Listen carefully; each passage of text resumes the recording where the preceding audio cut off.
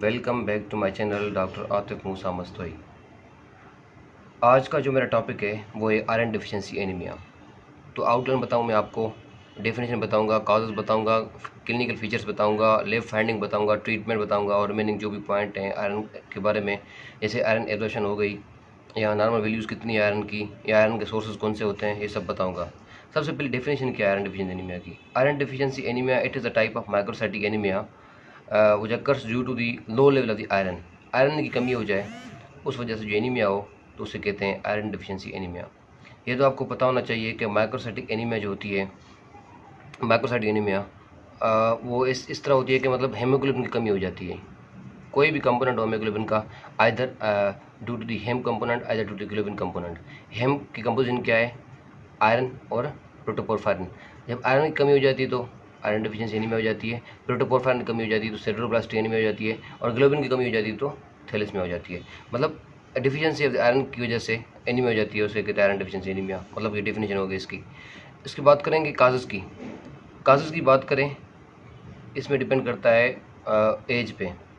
अगर इन्फेंट है, जो बच्चा पैदा हुआ है, तो आपको पता है कि वो मदर फीडिंग करता है, उस मदर फीडिंग में ह्यूमन मिल्क में आयरन की कमी होती है। मतलब इन्फेंट की बात करें तो उसमें मदर फीडिंग जो करता है उसमें आयरन की कमी होती है, तो उसकी वजह से जो ना वो आयरन डिफिशिएंसी नहीं हो जाती है उसे। दूसरी बात के जो चिल्ड्रन होते हैं, मतलब कि 4-5 साल के बच्चे होते हैं, उनकी अगर डाइट में आयरन नहीं है ना, मतलब वो डाइट ले रहे हैं जिसमें आयरन नहीं है, तो उनको आयरन डिफिशिएंसी एनीमिया हो जाएगी। ठीक है। और अडल्ट की बात करें तो उसमें मेल अलग है, फीमेल अलग है। तो male mostly peptic ulcer disease में उसको आयरन डिफिशिएंसी एनीमिया हो जाती है और female mostly during the pregnancy जो ना वो उनको आयरन की कमी हो जाती है। ठीक है। और एल्डर बंदे की बात करें तो कैंसर की वजह से जो ना वो उनकी जो ना वो कमी हो जाती है आयरन की, तो आयरन डिफिशिएंसी में हो जाती है। और क्लिनिकल फीचर्स की बात करें तो इनका मैंने एक छोटा सा कोड बनाया है क्लिनिकल फीचर्स का। उसका नाम है, उसका कोड है PAK, पाक। ठीक है, पाकिस्तान को शार्ट लफ्ज़ में कहते हैं पाक। P स्टैंड फॉर पीका, ठीक है, A stand for anaemia and K stand for koilonychia. क्या? कोलेंचिया। कोलेंचिया मतलब क्या होता है कि नेल्स जो है ना वो स्पून लाइक हो जाते हैं। When nails became spoon like condition is called koilonychia. ये जो ना तीनों फीचर्स हैं किसके? आयरन डेफिशिएंसी एनीमिया के। लैब फाइंडिंग की बात करेंगे तो लैब फाइंडिंग में देखी 4 चीज़ें जाती हैं, चाहे कौन सी माइक्रोसाइटिक एनीमिया हो, 4 चीज़ें देखी जाती हैं। एक देखी जाती है कि सीरम आयरन, ठीक है। दूसरी देखी जाती है total iron burning capacity, TIBC। दूसरा देखा जाता है परसेंटेज सेचुरेशन, नॉर्मल कितना होता है वो 33 होता है, ठीक है, परसेंटेज सेचुरेशन। और फोर्थ वन चीज़ देखी जाती है जो फेरिटिन, क्या? जो स्टोरेज आयरन है, ठीक है। जो आयरन डिफिशिएंसी एनीमिया है इसमें सब लो हो जाएंगे सिवाय एक चीज़ के, टोटल आयरन बर्निंग जो है वो हाई हो जाएगी। आपको पता होना चाहिए आयरन डिफिशिएंसी है तो सीरम आयरन भी लो हो जाएगा, ठीक है। और आयरन की कमी है तो परसेंट सेचुरेशन क्या होता है? Percent saturation defined as the percentage of the transferrin that is bound by the iron said to be called the percent saturation. अगर आयरन कम है तो ट्रांसफेरिन भी कम बाइंड होगी तो परसेंट सेचुरेशन गिर जाएगी, ठीक है। फेरिटिन, तो आपको पता है आयरन की कमी है तो फेरिटिन कहाँ से होगा, मतलब कहाँ से वो आयरन स्टोर होगी।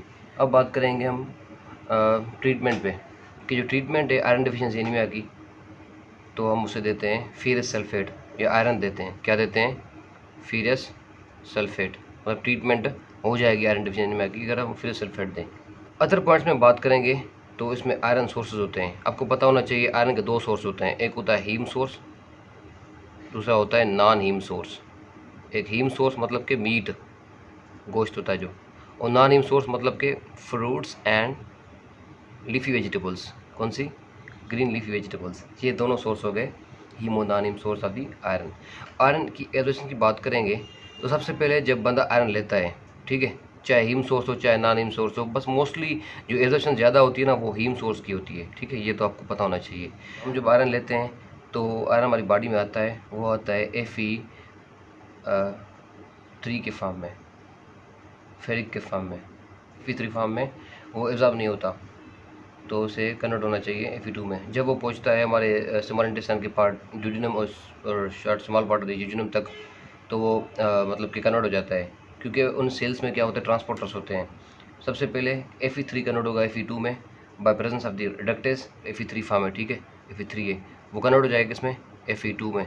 फिर यहाँ से जाएगा तो म्यूकोसल सेल पड़े हैं, म्यूकोसल सेल में अंदर जाने के लिए जाएगा तो उसमें फेरिडन में कन्वर्ट हो जाएगा क्योंकि स्टोरेज फार्म होती हैं वो, और उसे ट्रेवल करना है तो वो क्या करेगा Fe3 फार्म में फिर कन्वर्ट हो जाएगा, Fe3 फार्म में कन्वर्ट हो जाएगा और विया दी फेरोफोर्टिन के ज़रिए वो ट्रांसपोर्ट हो जाएगा। फिर Fe3 फार्म जो है मिल जाएगा किससे, ट्रांसफेरन से। ट्रांसफेरन क्या करेगा, ट्रांसफेरन जो है वो ऐसे जो ना वो ट्रांसपोर्ट कर देगा आयरन को ब्लड में और पहुंचा देगा लिवर और बोन मेरो तक स्टोरेज के लिए, ठीक है। जो स्टोरेज आयरन है वो मिल जाएगा फेरिडन से। नॉर्मल वैल्यूज़ की बात करें तो बंदे में मतलब आयरन कितना होता है, उसमें मेल और फीमेल अलग है। मेल में आयरन कितना है, फीमेल में आयरन कितना है। मेल में आयरन जो है 3.5 ग्राम, 3.5 ग्राम और फीमेल में 2.5 ग्राम, ठीक है। और दूसरी बात के नॉर्मल डाइट होती है जो हम कुछ खाते हैं नॉर्मल डाइट में, तो उसमें आयरन कितना होता है मोस्टली, उसमें आयरन जो होता है वो 10 to 20 मिलीग्राम होता है पर डे, ठीक है। और एक्सक्रीशन कितनी होती है 0.5 मिलीग्राम पर डे होती है मोस्टली मेल में। फीमेल में थोड़ी ज़्यादा हो जाती है, मोस्टली 1.5 कंसिडर किया जाता है, 1.5 मिलीग्राम। इसमें कितनी बच रही है आयरन, तो मोस्टली कोशिश ये होनी चाहिए कि आयरन की बंदे को कमी ना हो, क्योंकि इतनी अगर बंदे को आयरन आ रही है। और कुछ ऐसा भी होता है, कुछ लाइगेंट्स होते हैं, फैसिलिटेटरी लाइगेंट्स होते हैं, इनहिबिटरी लाइगेंट्स होते हैं, तो इसलिए वो फॉर एग्जांपल अगर बंदा टी का यूज़ करेगा, टैनिक एसिड जिसे कहते हैं, और फास्फेट वगैरह मिल्क ब्रेड वगैरह यूज़ करेगा, इसमें फास्फेट होते हैं, ये इनहिबिटरी लिगेंड्स हैं स्टेजेस ऑफ आयरन डिफिशिएंसी के। अगर आयरन डिफिशिएंसी स्टोरेज आयरन की कमी हो रही है तो उसमें फेरिटिन भी कम हो जाएगा और TIBC बढ़ जाएगा, ठीक है। अगर सीरम आयरन जो हमारे ब्लड में आयरन मौजूद है वो कम हो जाएगा तो सीरम में आयरन भी कम हो जाएगा और पर्सन सिचुएशन भी गिर जाएगी। पलमर विंसन सिंड्रोम, पलमर विंसन सिंड्रोम ऐसा सिंड्रोम है, it is iron deficiency anaemia with oesophageal wave, इसमें इसोफेगल वेव बन जाता है और एट्रोफिक ग्लिसराइडस हो जाता है। पर इसमें सिम्टम्स जो होते हैं ना बंदे के, उसका निम्यूनिक है BAD बेड, BAD, बी से मतलब बीफी रेड टंग, बीफ होता है ना गोश्त होता है, उसकी तरह लाल हो जाती है उसकी टंग, ठीक है, बीफी रेड टंग। और A से एनीमिया और D से डायस्फेगिया मतलब खाने में तकलीफ होती है।